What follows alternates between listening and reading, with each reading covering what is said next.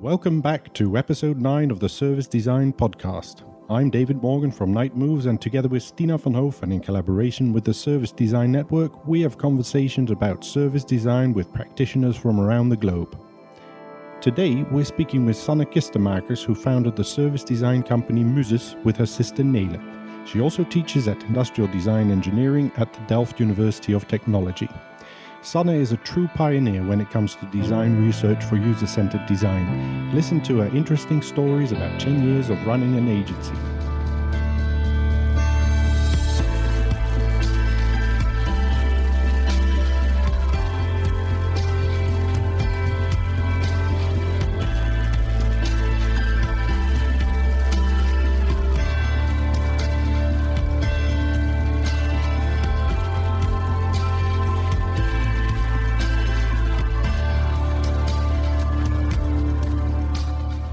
Hi, Sanne. Hello. Hi, Sanne. Hello. I'm really excited that we have Sanne on our podcast because we actually know each other. She used to be my teacher at Industrial Design in Delft. And after I graduated, I also worked for a while at Sanne's design studio, Muzus. So I'm very happy that we can talk to each other through this podcast because I really learned a lot during this period. For example, really focusing on people and the fact that design is really about people and how we can incorporate this into the process. And I know that this is something that Sanne also really values. So I would really love to talk about that during this episode. Yeah, nice. Sanne, yes, can you introduce yourself to our listeners? Yeah, of course. My name is Sanne Kistemaker. I'm the co-founder of design agency Muzus. We started around 10 years ago. And we do many different service design projects for really varied clients, so both commercial and social projects. And besides that, I'm also an external teacher at the TU Delft for almost 10 years. And that's 1 day a week. Yes, nice. It's great to combine those different things, I think. Just teaching 1 day and then having your own studio also for the students. Yeah. That's really valuable. Both sides. So it's good for the students to hear practical information about the design practice, but also the other way around to apply things I learned from the students and also more theory-based techniques into the design practice at Muzus. Yes. And can you explain us a little bit more about the courses you are teaching at the TU Delft? Yeah, well, I did a lot of different things, but I think the most important courses that I teach at the moment is an elective about context mapping. It's called Contextmapping Skills. And what we do there is that we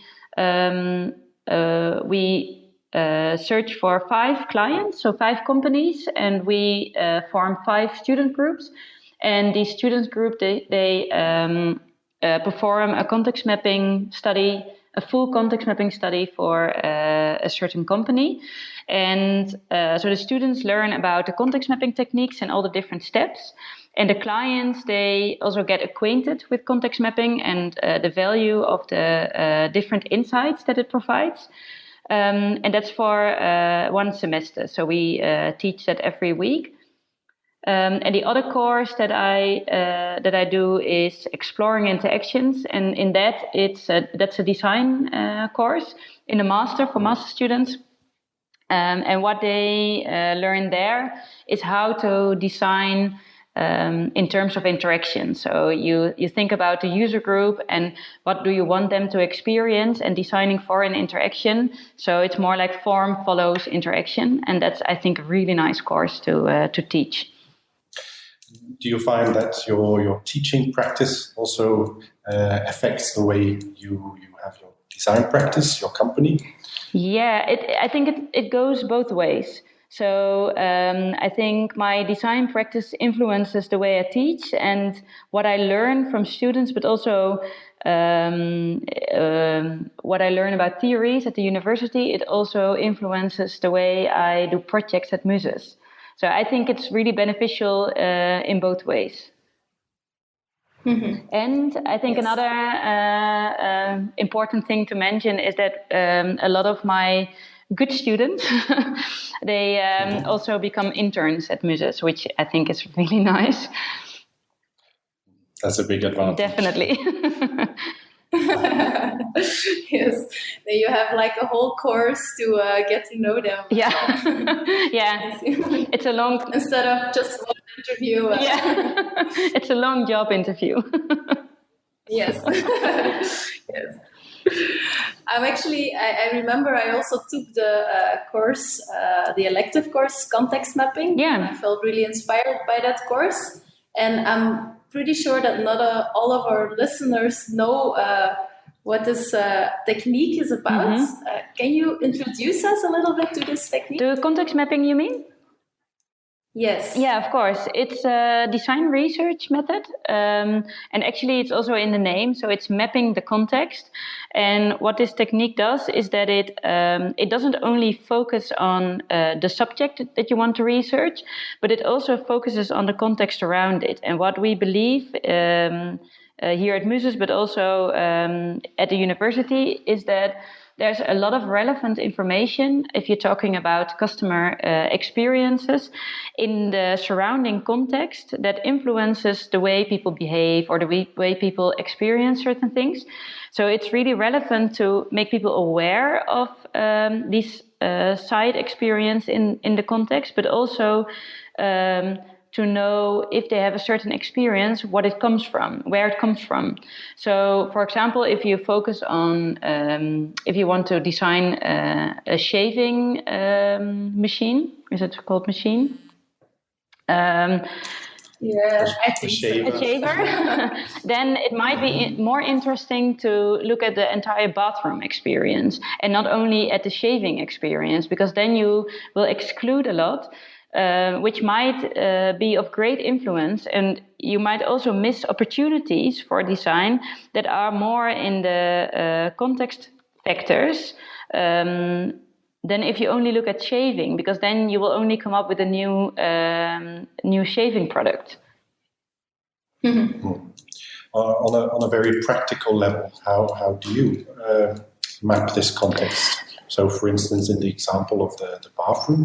Yeah. So what we do is we start with making a clear research focus. So if it's this bathroom example, then you start with shaving, but then also all the surrounding context factors. So what do we think is of influences in this context?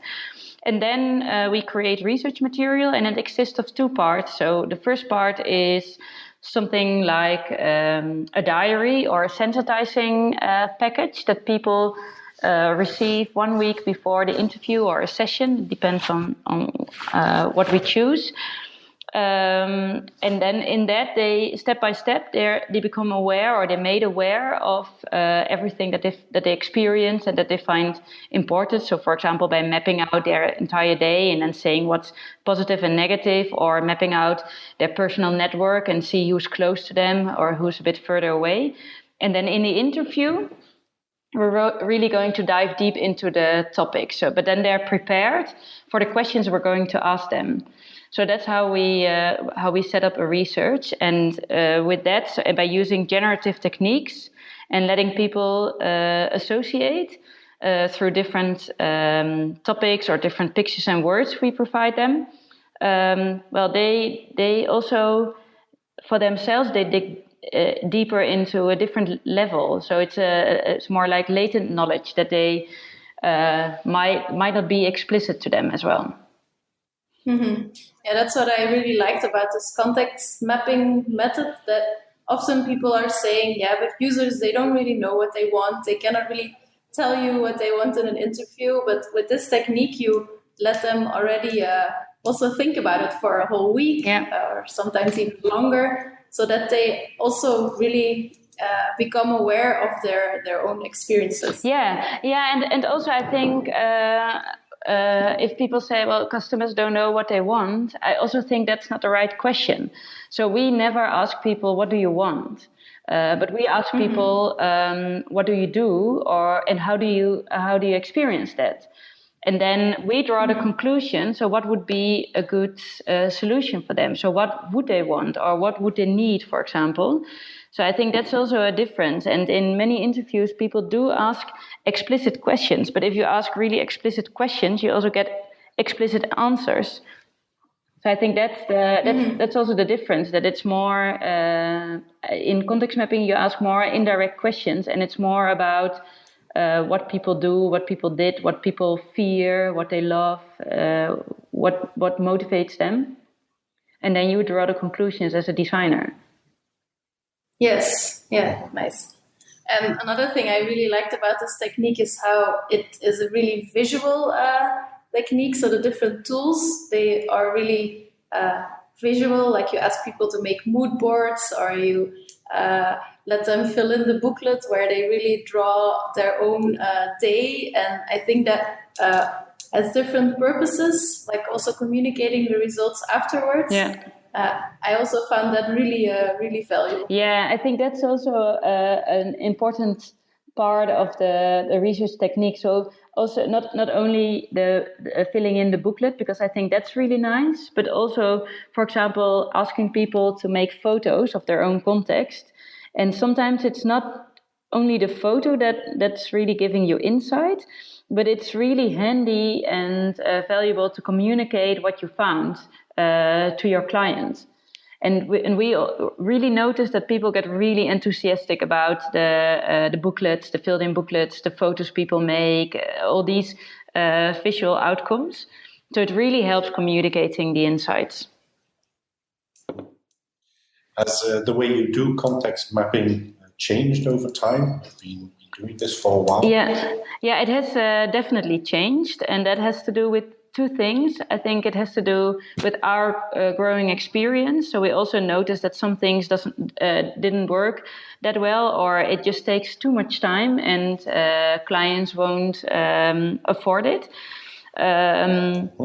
But also because our projects did change. So we are now working with many user groups that are harder to interview. So, for example, we did a project with how to explain this in English, people who get their salary from the government because they're unemployed.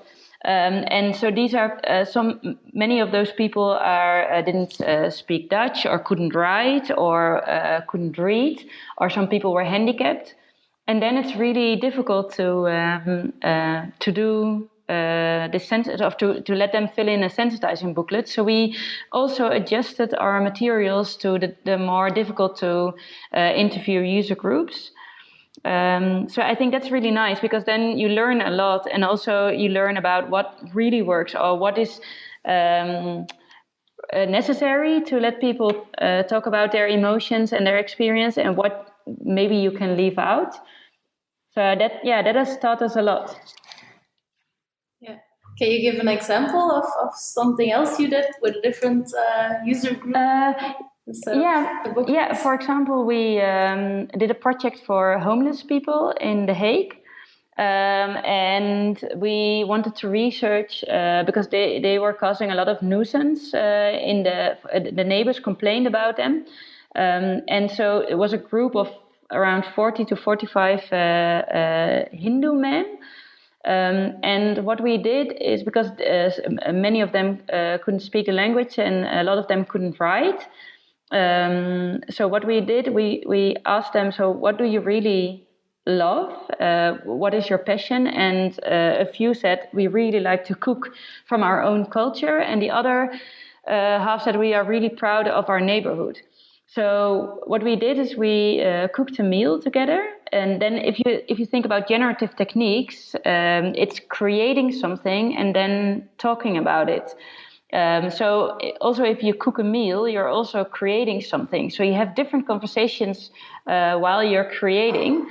So cooking the meal together, and then asking questions about their past and about the process of becoming homeless, and what they thought about themselves and causing nuisance, and the neighbors complaining. They were more eager to share their experiences with us. And the other thing is that we asked them to give a tour through the neighborhood and pinpoint what they were proud of and what they did where. And that really worked well. So it was a different way of applying context mapping, far more practical, but it really worked. Nice. Yeah. It's really sparking my curiosity as well. I'm wondering, like, what concrete things did you learn out of this project? What did you advise? Who was the client in this The case? municipality of The Hague was the client. And do you mean the insights, or do you mean what did we learn according to the technique? No, really the insights about the project, about those homeless people. I'm curious what advice in the end did you give to the municipality? We had two main insights that we thought were really interesting, and the one was what they all said is if you don't take care of your personal hygiene, within less than a week you lose your identity, and if you lose your identity, you also don't care whether you caused trouble on the street or whether people complain about you. So I thought that was really interesting. And the interesting thing here was also that some of the co-workers, who were also the social workers, they also said the same, because they, to gain empathy for this user group, they also lived on the street for 2 weeks. And they said, within 4 days, I lost my identity, or my sense of identity. And that we thought was really interesting to work with. So what we, for example, designed, and it was together with the Design Academy in Eindhoven. So what the students designed for this is that they, a second insight was that people wanted to donate, but they found it really hard that they, for example, gave €2 and then they saw these people buying beer out of their €2. So we combined these two insights, and it was like a vending machine, what we designed. And then there were personal hygiene elements in it. So, for example, toothpaste, a toothbrush, a clean underwear, a cloth to clean your face and hands, and all kinds of stuff. And you could donate, and then the vending machine would open the different parts. So, for example, if you had a meeting with what they gave as an example is that they had a meeting with one of their children, and they just wanted to freshen up a bit. So, brush their teeth, clean their face, stuff like that. Yeah. So there were more ideas, but this was one of the concepts that the students came up with. Yeah, I think a very clear example of something that you would never come up with just sitting behind a desk. No, I don't think so. Yes, and it's interesting that it comes from two insights from two different user groups in this case, but then when you combine them, you can see the solution that will help them both. Yeah, yeah. I also think so. Okay. We already talked a little bit about Muzus, your company. Can you explain us a little bit more what you are doing there? Yeah. What are you doing? Yeah. What is So Muzus started as a user-centered design agency, and I started it together with my sister, which also explains the name. Muzus means muse and my sister. And actually, nowadays we shifted towards service design. Because many of our clients, they're service-oriented companies, and service design is also a bit more scoped, so it's easier to explain what you do. At the moment we are working in actually two directions. So one. We've got many projects in the social design area. So then you have to think of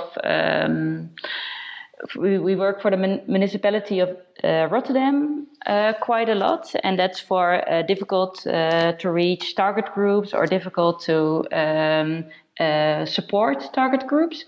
And then we design services, different services for them. And on the other hand, we are working on more commercial projects. So, for example, creating a shop formula for a garden, several garden shops. And then we're designing gardening services, or they also have an animal department, so we're designing animal services.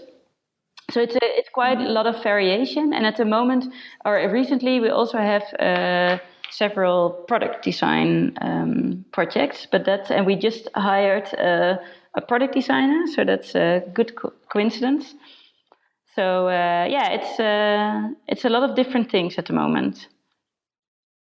Yeah, you name them as like two different directions. Is that because there is a difference in the process, or is it like commercial or governmental projects? Is there a big difference in the projects and the methods here? Well, not so much the process and the methods, but it is a big difference in the outcome and also the way we communicate the outcome. So the social design projects, the emphasis is more on the customer insights. So they really need all those customer insights also for internally to explain to everyone what who this user group is. And for the commercial project, it's more as a means to come up with new propositions and then to validate a business model. So it's a little bit different in the outcome, especially in the last phase of the project. We see a big difference. But the research methods and the design methods we use are the same. Yeah. So I can imagine doing research like this, hundreds or thousands of insights come out of it. How do you go about keeping track of these and deciding which are important, which are less important? Yeah, I think that's an important question, and it's also difficult. But I think over the years we became more focused. So at the beginning we make a very clear focus document of what the goal of the project is. And we also make a clear research scope. So what do we want to know and what doesn't fit this focus? So this side catch that we call it is very interesting, and we also present it to the clients, because it's also very much or very often an opportunity to start a new project, because then you find something that's really interesting and you might want to also research that. But yeah, I think that's the basic thing, that we set a very clear focus.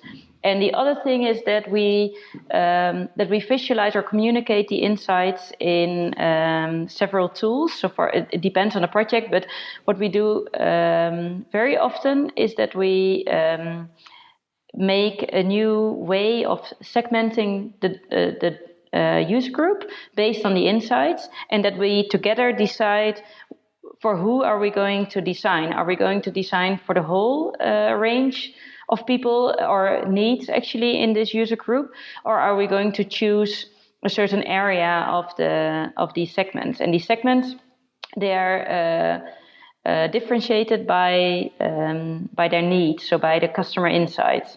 So, for example, different motivations or different drivers that they have, and that's how we create groups of, you can call it groups, clusters of needs. So that's and also a means in which we or that we use a lot is, and you are certainly familiar with that, is customer journeys.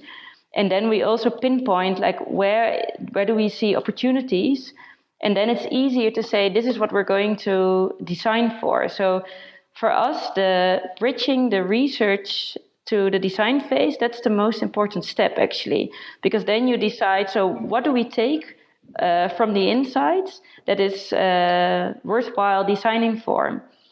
But if you have just this large pile of insights and data, then you can't decide that. So you need an in-between step to decide, like, okay, where are the opportunities to design for?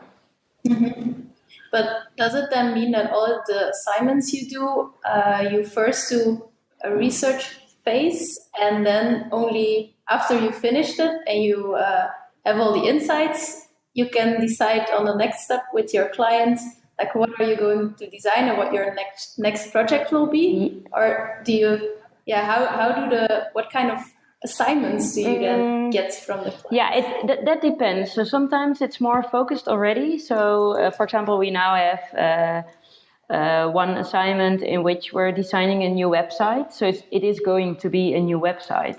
So then that's easier, because then it's also easier to focus in your research. But we're also doing an assignment now where we design a service to help people who are unemployed and who get their salary from the government, to make it easier for them to work part-time from this position.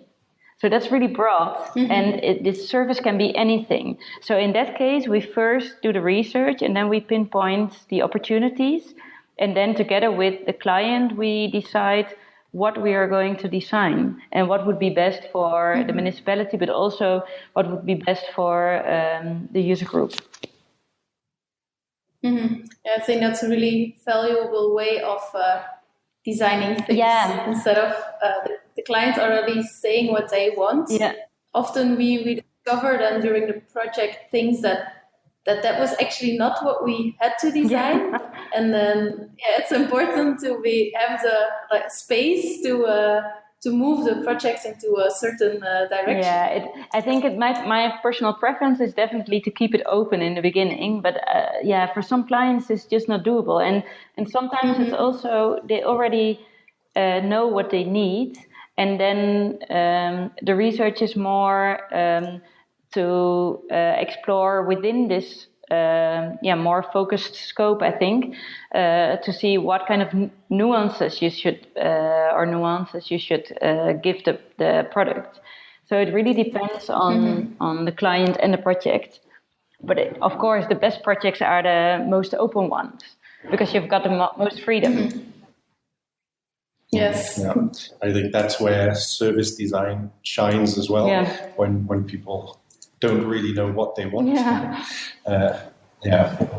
can help uncover that. Yeah, and also in the very complex projects. So sometimes projects are so complex, and especially if you talk about these social projects, then there's so many people involved, and there are so many issues that play a role. And I think then it's also really nice to keep it open to see, for example, in that example that I gave from the homeless man, the municipality also didn't know what the problem was.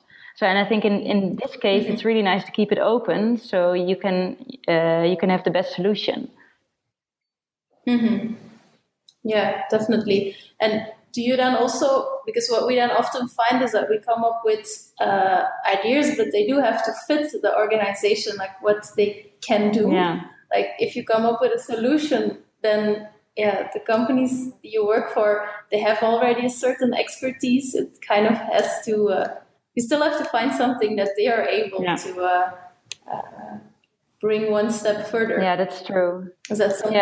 Yeah. So that's why during the process we work together with the client a lot. So we incorporate different co-creation steps, and sometimes it really slows the process down. But on the other hand, it's investing in the end result, because if they believe in the end result and you already know that it fits the organization, it will also make it more successful in the end.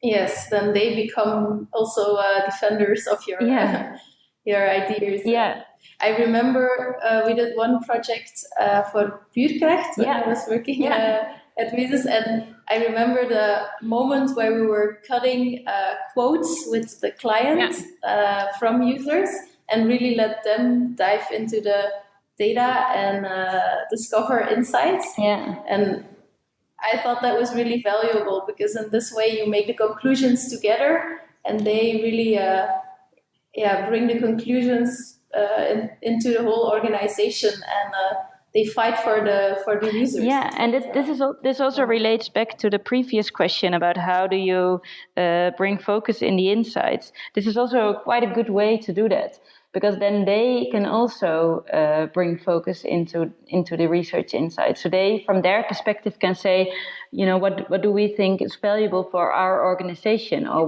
where do we see opportunities in what customer insights. Yeah. Yeah.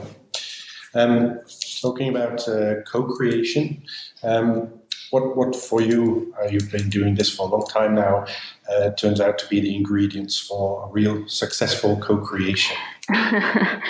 Well,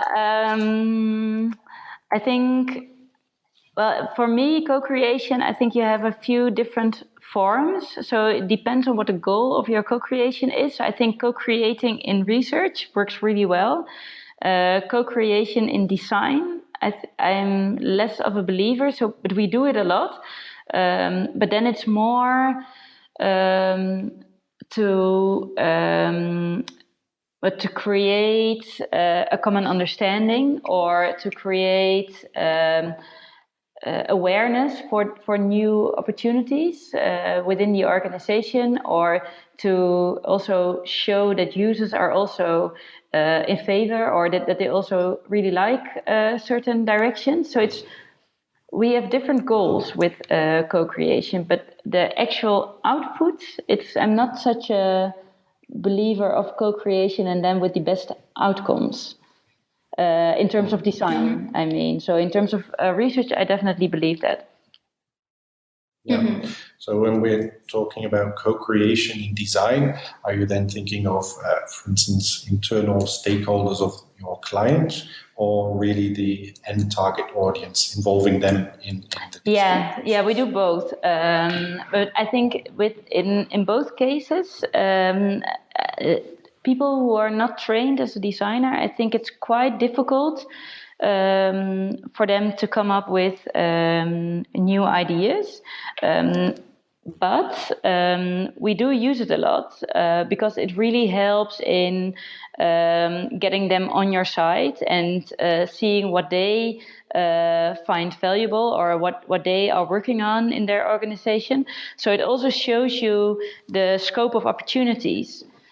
So what we normally do is we start with the co-creation. So we already have some design directions, and then we start with the co-creation session, in which we combine internal stakeholders and end users, and we see what they come up with in these defined directions. And then we start designing. But then they already have an idea of what we're going to design. And it's not about the best ideas, but it is more about getting everyone on the same page. Mm-hmm. Yeah, no, I recognize that as well. One value I do see myself is this: if you have designers in a workshop with end users, and the designers also do designing within a workshop like that, but they can be continually informed by the end users, get feedback. Mm-hmm. I consider that co-creation as well. And that I do find successful. Yeah, that's true. That really works, and I think it's also inspiring to get feedback from, for example, end users that they find that a very good idea. So in that case, it really works. And then in co-creation sessions, we also work together with people, visual designers, so people who can draw the ideas immediately. So we also use a lot of different disciplines to come and to create good ideas and good outcome. And I think the whole visual outcome of these sessions, it also really works internally to show what they have been doing.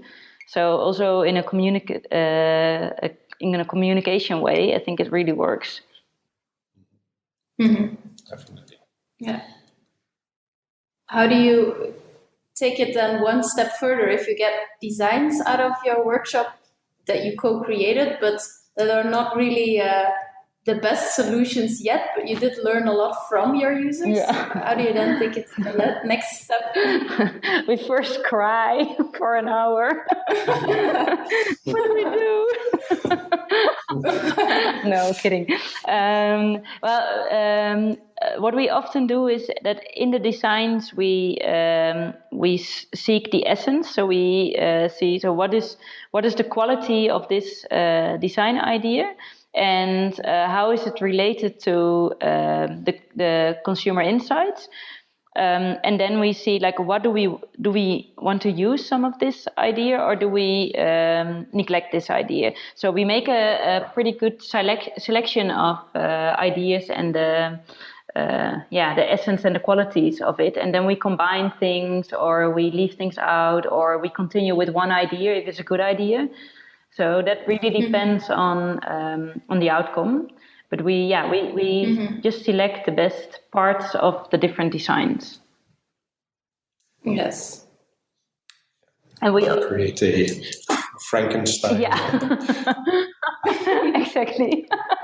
A co-created Frankenstein. Yeah, and often happens. Yeah. Yeah, and we also do that selection often with people from the company, so internal stakeholders. So not to only make the selection, and then if we agree that this is the idea or concept that we're continuing with, then we start designing again. Yeah. Mm-hmm. So you even use the design workshops as research insights, actually, to continue your design process. Yeah, but on a different level then. Yeah. Mm-hmm. Yeah. How would you like to see Muzus evolve over the next years? Well, this is it's quite busy at the moment. So we doubled our team almost now. So we were with 5, and we are now with 10 people. So I was just talking to my sister about this, where did we stop, or don't we stop? So it's a bit of a strategy mess at the moment. We really have to think about it. But what we've always found more important is that we do the projects that we like, and so the projects are still becoming more interesting. They're becoming larger, so they're becoming. We start earlier, and we also implement the services. So at the moment, we think everything we do is really interesting. So I really like the shift from we used to also stop after research, but now we really also design all the services. So I really like the shift from doing research to doing research and design services. And now it's shifting from these two phases into implementing the services as well. So I think this is we really like the way it evolves. So at the moment we're just going ahead. But yeah, we really have to think about where we want to be in 10 years. So it's a good question. I'm working on it. Yeah. What kind of people do you now have at Muzus? What kind of profiles? Is it all designers, or are there some people with different skills? No, it's all designers. But we now have a mix of more product-oriented designers, and more research-oriented designers, and more marketing-oriented designers. So, and this is also the skills that we now need in our projects. But I think soon we'll also need some other profiles, like someone who can do PR for us, and someone who can do the financial issues for us. Really interesting. Yeah, and exactly. But what we noticed is that the different disciplines is we do that with partnerships. I don't know if you also do that, but we have quite some projects together with other companies who have different profiles or are from different disciplines, and I think that works really well. So and we also learn a lot from each other. So that's how we incorporate, for example, psychology or strategy and identity design, or we also work together with change consultancies. So organizational change. And I think that works really well. Mm-hmm. And how do you ensure that when you work with different partners that it still feels like you are one design team? How do we ensure that? It's kind of just goes as the way it is, but mostly we do the design part, so but also the visual design. So and then we agree on a style beforehand, and then we are quite clear in who does what activities within the process. So it needs to be complementary, because otherwise it's really difficult to work together. So mostly we are in the first phase of the project, and then so for example we do one project for Clinic Clowns. I don't know if you know it, but yeah. Mm-hmm. And we work together with a company who are specialized in branding and identity design and strategy. So we do the first part of the research, and they help us and support us in doing the research.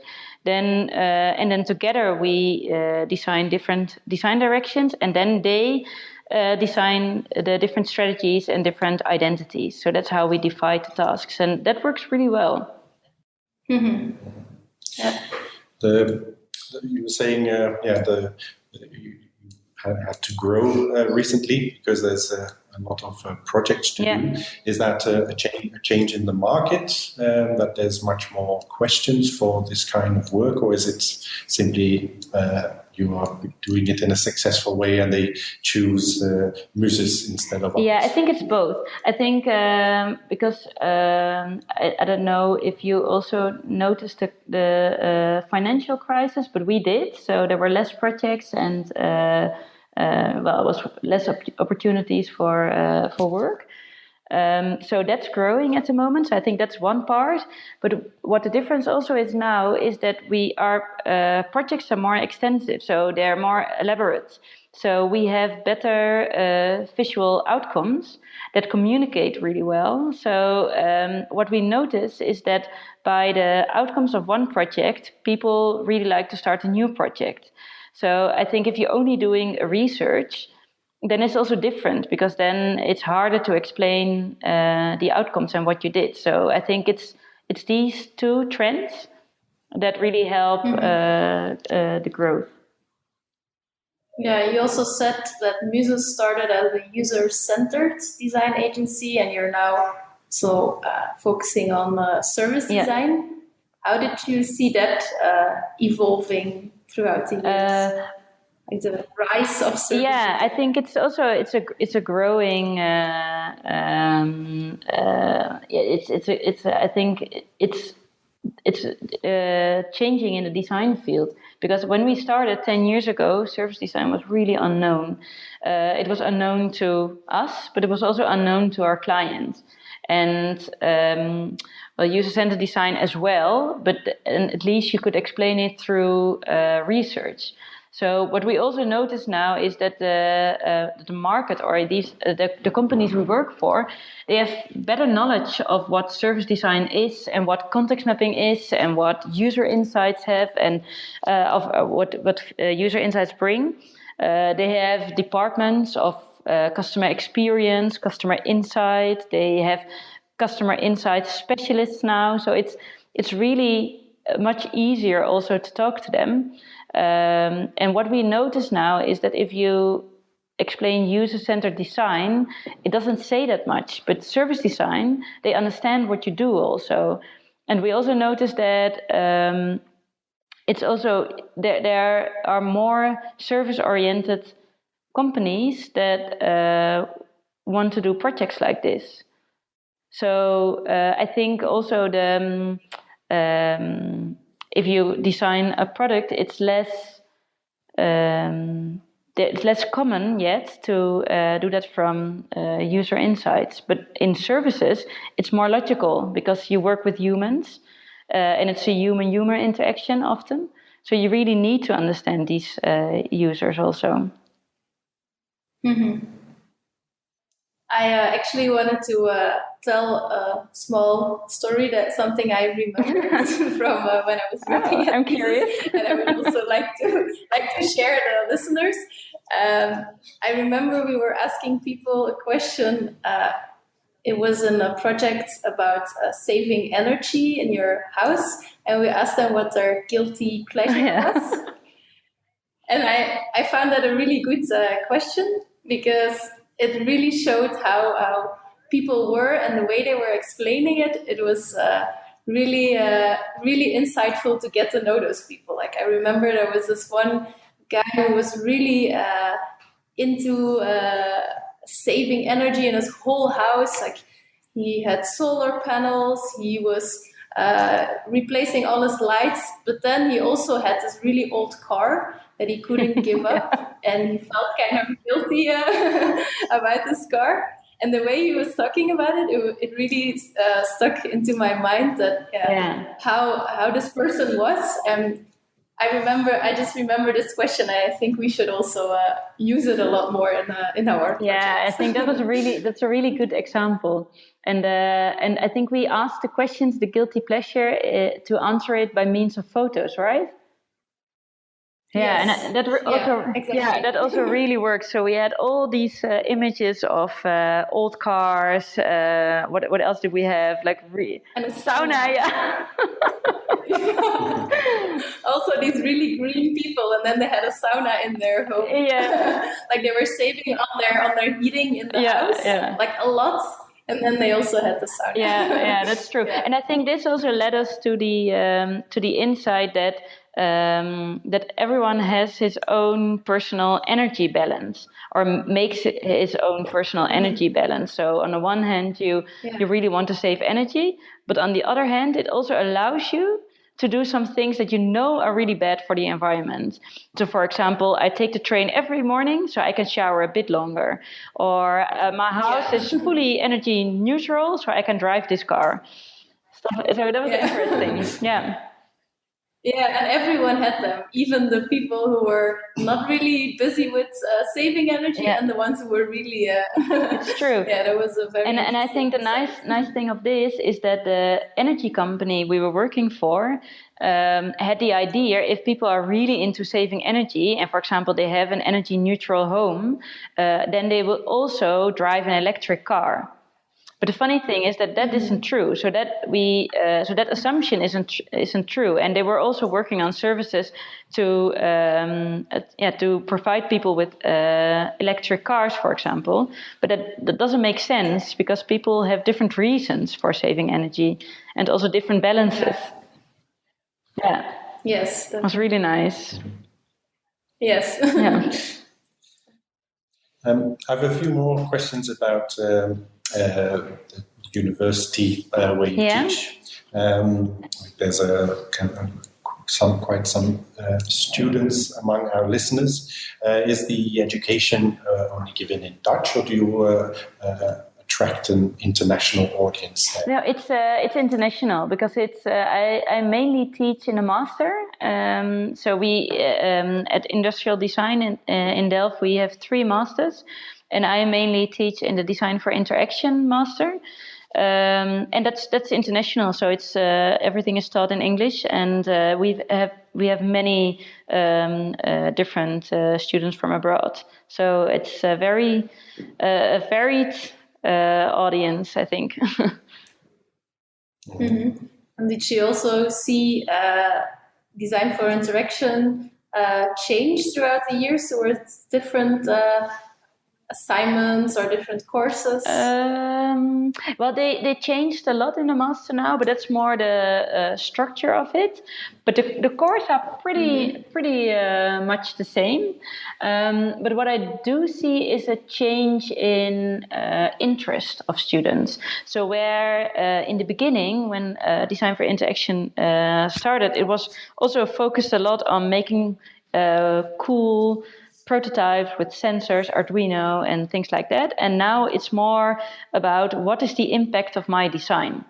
And that I really like it as a change, because it also means that students are thinking about the meaning of design and the meaning for their user group.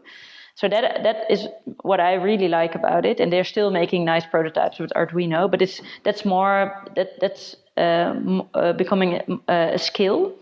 And then it's not a goal. No, but it used to be a goal, and at the moment it's more something. For example, programming. Like every student can program. It's a basic skill. It's like InDesign or Photoshop. So that's a really big change, and I think that's really nice. And there's also a shift towards service design in the master. So there are more courses about service design. There are more courses about service design together with companies. So I think that's also really nice, is that that students also learn about service design and what it is, and not only user-centered design. Mm-hmm. Do you find that students are attracted to service design? Some, and some are not. So it really depends on the type of student. But what they are all really attracted to the design research. So talking to people and getting these customer insights and designing based on that. And I think that's really nice. But service design sometimes is still a bit complex for students, because we're talking about complex situations. We're talking about complex designs also. So some students, they first need to understand all the research techniques and the design techniques before they can actually also design services, I think. Mm-hmm. Yeah. Then it's easier to end with the product. All right. Stina and I were sitting here looking at each other. Are you going to ask? That's sometimes. We will cut this. Yeah. Yes. Okay. All right. I think it was really, really interesting to hear all about your design practice at Muzus, about your teaching at TU Delft. Where can people find more information about Muzus or TU Delft? They can. So they can look at our website. And there's also, if they look on the website of the TU Delft, they can also find things about context mapping, service design. There's also a special website about context mapping if they're more interested in that. And what also might be interesting is that we are working on a project with the TU Delft and the Design Academy at the moment. It's called My Futures. And it's about designing or empowering people to design your own future, and especially in relation to healthcare. And we are organizing a symposium for that on the 27th of January in Delft. And if people are interested, it's free and you only have to register, but it's also on the website of the TU Delft. Mm-hmm. So I think that's interesting. We'll make sure that the information will also be included in the small article we will write about the podcast, so everyone can easily find it. Yeah, I think that's nice. It's also nice for you, Stina, if you're in Delft. Yes, I will look at my Maybe it's a reason for coming to Delft. Yeah, that would be nice. Yes. Okay. Yes, it was great. Great. Yeah, it was really nice. Thanks for the opportunity and thanks for the interview. Yes. Yeah, thanks a lot, Thank you too. Thank you. Bye. Thank you for listening to this episode of the Service Design Podcast. We hope you enjoyed it as much as we did. If people want to find out more about the podcast or get in touch with us, where can they find us, Stina? You can find us on servicedesignpodcast.com, and you can also join the conversation on our Facebook page. We'd also like to take the opportunity to let you know about something we've been working on with Night Moves. We developed a workshop card game called Kingdom. Can you tell us a bit more about that, Stina? Yes, Kingdom is a game we are using a lot nowadays in our workshop. It's a a game that makes your workshops more fun, but also more valuable. You get the right output out of your participants. And we are really proud to also share it with you guys. You can find us on kingdomcards.be. You can check out what it's about, and you can also buy the card game there. And especially for you, our listeners, we made a discount code podcast. If you fill in this code while ordering, you'll get a €10 discount. So check out kingdomcards.be if you're interested. And don't forget to use the discount code podcast if you're interested in buying a packet. You can also join us in Madrid for the Service Design Global Conference on the 2nd and 3rd of November 2017. For more information or to buy tickets, you can visit the SDN website, service-design-network.org. If you're there, come and seek us out. We'd love to meet you guys. The Service Design Podcast was brought to you by the Service Design Network and Night Moves. For more information, previous episodes, or to join the conversation, please visit servicedesignpodcast.com. For more information about the Service Design Network, visit service-design-network.org, and for Night Moves, visit nightmoves.be. If you enjoyed this episode, please consider subscribing to this podcast. The intro and outro music is from If the Stars Grow Dim Tonight by Hydrogen Sea featuring I Will, I Swear. Until next time.